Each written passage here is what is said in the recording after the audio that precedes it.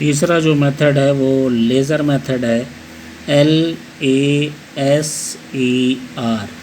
L मतलब light, A मतलब amplification, S मतलब स्टिमुलेटेड, E मतलब इमिशन, R मतलब रेडिएशन। तो पूरा हुआ light amplification by stimulated emission of radiation, laser. इसका इस्तेमाल हम लोग धरती से दूर स्थित प्लैनेट, सैटेलाइट के लिए इस्तेमाल करते हैं।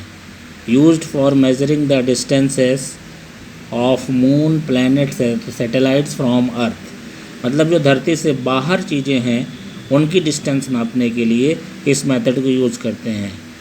इसमें क्या होता है, laser beam is transmitted from earth and received back after reflection from moon. मतलब लेज़र वेव जो है धरती से भेजी जाती हैं और उस टारगेट से टकरा के जब लौटती हैं तो टोटल टाइम नोट कर लेते हैं। जैसे ये अर्थ है, ये समझ लीजिए मून है, ये लेज़र लाइट गई, टकरा के लौटी, तो ये टोटल टाइम नोट कर लेते हैं।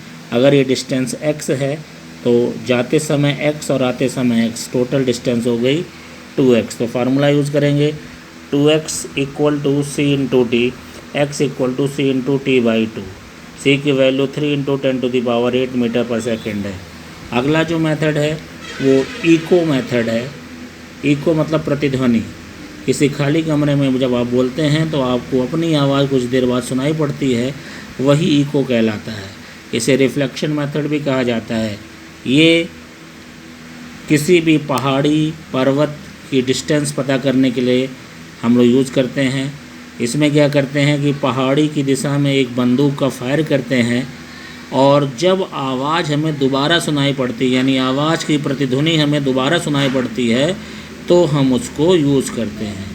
फिगर से समझिए, ये गन है, ये हिल है, गोली चली तो साउंड हुआ, साउंड यहाँ टकराएगा फिर वापस लौटेगा। तो ये जाते समय डिस्टेंस x, आते समय x, total distance 2x equal to v into t. So x equal to vt by 2। v क्या हो गया, velocity of sound in air, velocity of sound in air. पांचवा मेथड है ट्रिग्नोमेट्रिकल मेथड, या इसी को हम लोग साइंस में बोलते हैं triangulation method.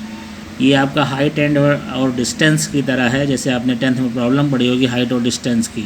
Same as height and distance problem में ट्रिग्नोमेट्री, इसमें हम एंगल ऑफ एलिवेशन नोट करते हैं। और ये फिगर समझिए, ये AB, ये x, ये थीटा एंगल ऑफ एलिवेशन है, ये आपका परपेंडिकुलर है, ये बेस है, perpendicular upon base tan theta होता है, tan theta equal to h upon x। ये हमें मालूम है।